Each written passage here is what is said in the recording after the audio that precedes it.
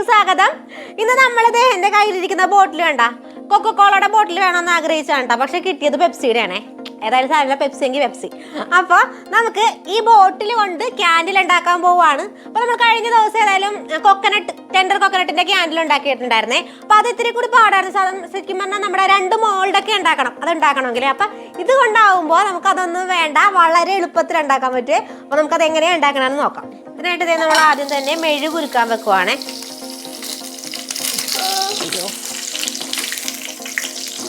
ഇതിലേക്ക് ഇതേ black, brown, red എന്നിങ്ങനെ 3 കളർ ഇട്ട് പോവാന്.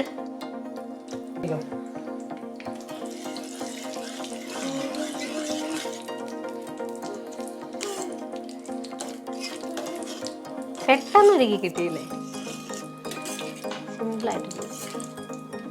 നമുക്ക് ആ കറക്റ്റ് കൊക്കക്കോളയുടെ കളർ കിട്ടാത്തതുകൊണ്ട് നമ്മൾ ബ്ലാക്ക് ഇടുവാണേ ഒരെണ്ണം കൂടി. ഇപ്പൊ ഇത് ഏകദേശം കളറൊക്കെ ആയി വന്നിട്ടുണ്ടേ. ഇനി നമുക്ക് ഇതിനകത്തുള്ള തിരി അങ്ങോട്ട് എടുത്ത് കളഞ്ഞേക്കാട്ടാ.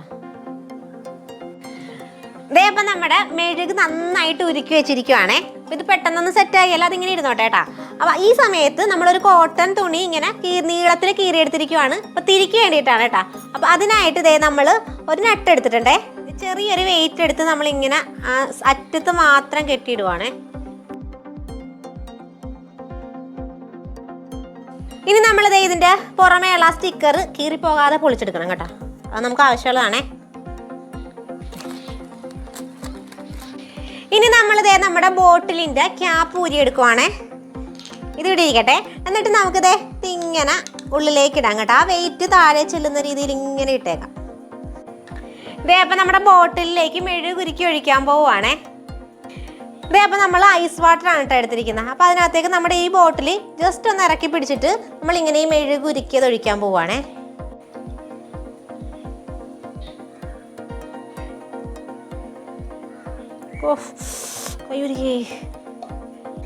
ഇപ്പം ഇതിനിടക്കൊക്കെ ഇല്ലേ നമ്മുടെ താഴെയൊക്കെ പോയിട്ടുണ്ടേ കുറേച്ചേ. പക്ഷെ അത് സംഭവം എൻ്റെ ശ്രദ്ധ പോയതാണ് കേട്ടോ.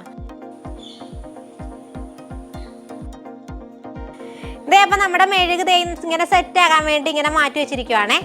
ഈ സമയത്ത് നമ്മൾ ആട്ടയുടെ പൊടിയാണ്, ആട്ടപ്പൊടി എടുത്ത് ചപ്പാത്തിക്ക് നനക്കുന്ന പരുവത്തിൽ നനച്ച് വെച്ചിരിക്കുവാണ്. ഇനി ദേ ഈ ബോട്ടിലിൻ്റെ ക്യാപ്പ് എടുത്തത് ഇങ്ങനെ പ്രസ് ചെയ്യാൻ പോവാണ് കേട്ടോ. ഇങ്ങനെ പ്രസ് ചെയ്തിട്ടാ.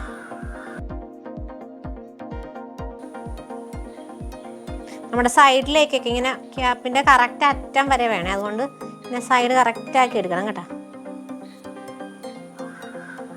ഈ മൂടിയൊന്ന് ഊരി എടുക്കാം കേട്ടോ. ഇങ്ങനെ ഇതേപോലെ തന്നെ. ഓക്കെ, ഇതിനകത്തേക്ക് നീല നിറത്തിലുള്ള വാക്സ് ഒഴിക്കുവാണേ. ഇനി നമുക്ക് ബോട്ടിൽ റിലീസ് ചെയ്യാവേ. അതിനായിട്ട് തെർമോക്കോൾ കട്ട് ചെയ്യണ നൈഫാണ് എടുത്തിരിക്കുന്നത്. അപ്പം ആദ്യം തന്നെ നമുക്ക് ഈ ക്യാപ്പിൻ്റെ ഭാഗം അങ്ങ് കട്ട് ചെയ്ത് കളയാം.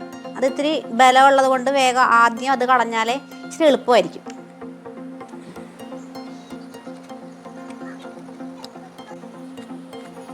ഏകദേശം വിട്ടിട്ടുണ്ട്.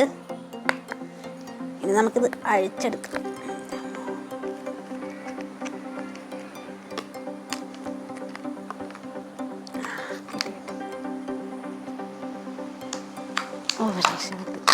അയ്യോ, കളറിലൊക്കെ ചെറിയൊരു വ്യത്യാസമുണ്ട് കേട്ടോ.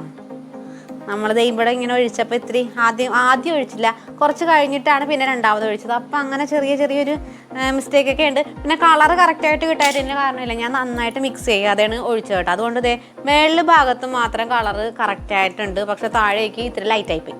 അങ്ങനെ ചെറിയ കംപ്ലൈൻ്റ് ഒക്കെ വന്നിട്ടുണ്ട്. എങ്കിലും നമുക്കിനി ക്യാപ്പ് പിടിപ്പിച്ച് നോക്കാം ഇതിന്. ഇനി നമുക്ക് ഇതിനകത്തേക്ക് ഈ ക്യാപ്പിൻ്റെ അകത്തൊരു ഹോൾ ഇട്ടിട്ടുണ്ടേ. വെറുതെ ചുമ്മാ ഇങ്ങനെ എന്തെങ്കിലും കമ്പി കൊണ്ട് കുത്തിയിട്ടാൽ മതി. അപ്പോൾ അതിനകത്തേക്ക് നമ്മുടെ ഈ ചരട് ഇങ്ങനെ കയറ്റി വിടുവാണ്. ഇനി നമുക്കിത് തമ്മിൽ ഒട്ടിച്ച് വയ്ക്കണം. അതിന് മെഴുകാണ്, വേഗം ഒന്ന് ഉരുക്കിയാൽ മതി കേട്ടാ.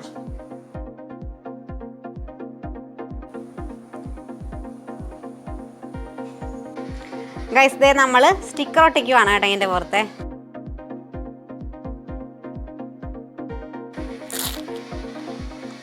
ഓക്കെ, സ്റ്റിക്കർ ഒട്ടിച്ച് വലിയ കുഴപ്പമില്ല എന്നേ പറയാൻ പറ്റുള്ളൂ. ഞാൻ പ്രതീക്ഷിച്ചത്രയൊന്നും ആയിട്ടില്ല കേട്ടാ. ഗൈസ്, ഏതായാലും പരിപാടിയൊക്കെ കഴിഞ്ഞിട്ടുണ്ടെങ്കിൽ നമുക്കൊന്ന് കത്തിച്ച് നോക്കാവേ.